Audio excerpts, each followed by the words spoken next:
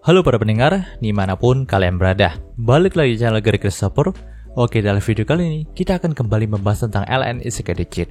Dalam part sebelumnya, kita sudah mengetahui kalau Yuya dan Mer telah melakukan perjalanan unik ke taman hiburan dekat sana. Tapi rencana untuk bersenang-senang itu nampaknya tidak berjalan dengan sesuai rencana, teman-teman.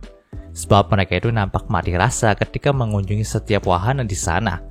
Namun di akhir perjalanan mereka, Mer itu memberanikan dirinya untuk mengungkapkan perasaan kepada Yuya nih. Sayangnya Mer juga terlalu malu untuk melakukannya dengan benar. Jadi ia pun malah mengubahnya dan malah mengajak Yuya itu untuk berteman saja.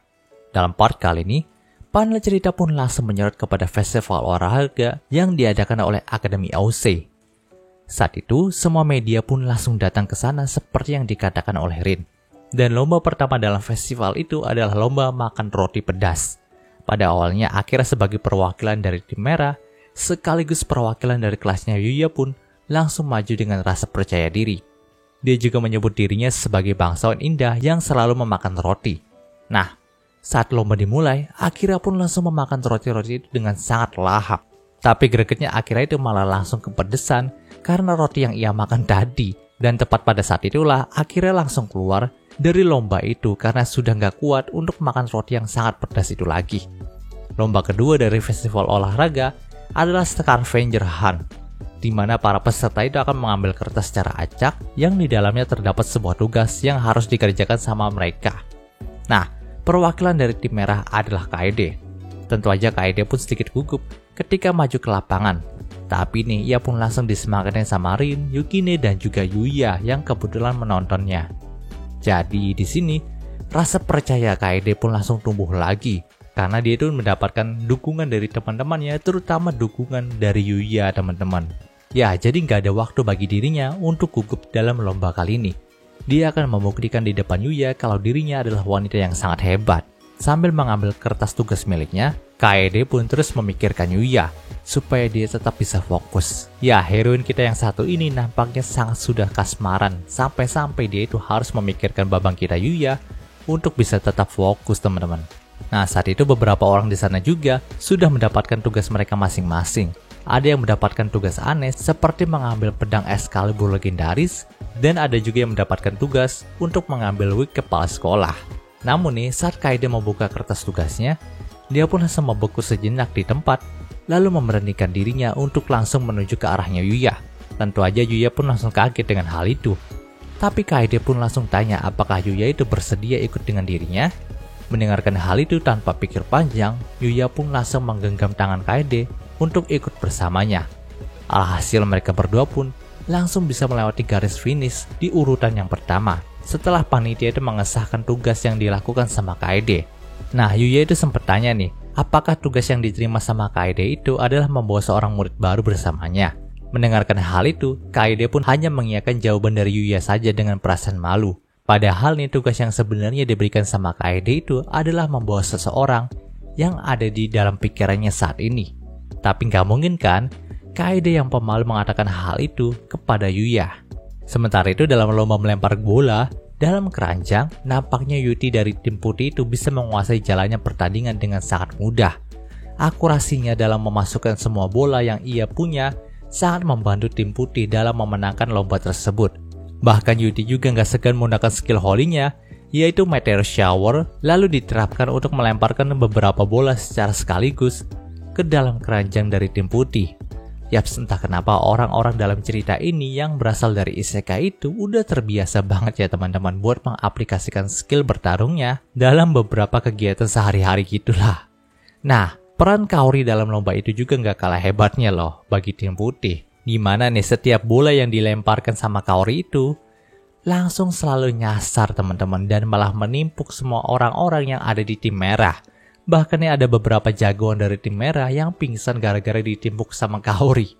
Ya, tentu aja hal itu tetap disahkan sama panitia karena mereka itu menganggap kalau Kaori itu nggak sengaja menimpuk tim merah gitu. Dan mereka juga menganggap kalau itu adalah strategi bertarung yang dimiliki sama tim putih. Namun nampaknya Kaori itu memang cukup merasa bersalah dengan hal itu. Bahkan di saat tim putih itu menang dalam lomba ini, dia malah merasa murung dan tidak ikut dalam sorakan kemenangan yang diadakan sama timnya. Nah, lomba selanjutnya yang diadakan itu adalah lari rintangan ekstrim teman-teman. Nah, lari rintangan ekstrim ini adalah sebuah lomba yang rintangannya persis kayak di acara Ninja Warrior gitulah teman-teman. Dimana ada satu peserta yang harus melewati jalur rintangan ekstrim seperti melewati balok, berlari dan mencapai dinding vertikal setinggi 5 meter, berjalan di atas seutas tali, dan berbagai macam rintangan seperti dalam acara Ninja Warrior yang lain teman-teman. Kebetulan yang dimintai untuk mewakili tim merah adalah Yuya sendiri. Maka kalian tahu sendiri gimana kalau Yuya itu udah unjuk gigi kan? Yaps, dengan kemampuan fisik yang luar biasa dan skill OP parahnya, Yuya berhasil melewati semua rintangan tadi dengan cukup mudah. Walaupun sempat ragu di dalam melewati beberapa stage rintangan tadi, tapi nyatanya si Yuya itu berhasil melakukannya sampai finish. Bahkan nih, semua orang yang di sana itu nggak percaya kalau Yuya bisa berhasil menaklukkan semua tantangan dari Ninja Warrior tadi. Nah, para panitianya juga udah nggak percaya nih kalau ada siswa mereka yang bisa melewati semua tantangan tadi dengan sangat mudah. Lebih gregetnya lagi, pas udah sampai finish dan dipuji sama teman-temannya, Yuya itu nggak sengaja bilang kalau tantangan seperti ini nggak ada apa-apanya bagi dirinya. Tentu aja semua orang pun jadi kaget nih dengan tanggapan Yuya itu. Ya, mereka nggak menyangka Yuya memang menganggap remeh semua tantangan dari Ninja Warrior yang tadi. Dan dari tampangnya, Yuya itu nampak nggak kelelahan sama sekali loh teman-teman ketika sudah menaklukkan semua rintangan tadi. Lomba selanjutnya adalah tarik tambang teman-teman. Dalam lomba ini, pria dan wanita itu sengaja dipisah untuk memainkannya.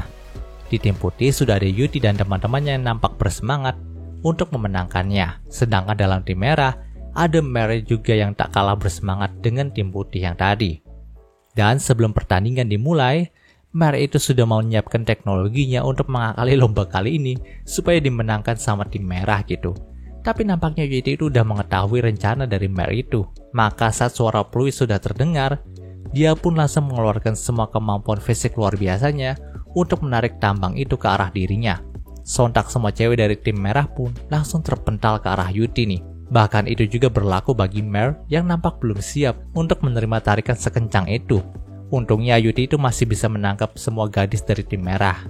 Dan pada akhirnya, tim putih pun kembali memenangkan lombanya. Di sini, Mary pun cukup terkejut kalau Yuti punya kemampuan fisik sebesar itu.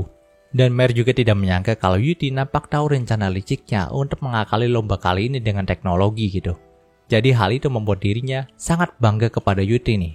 Pasalnya sewaktu pertama kali mereka bertemu, kemampuan Mary dan Yuti itu bisa dibilang dianggap seimbang lah teman-teman. Di sini Yuti pun nampak senang dengan pujian dari Mary itu. Tapi Yuti juga sempat bertanya kepada Mary nih, apakah Mary itu akan bergabung kepada tim pemandu sorak tim merah?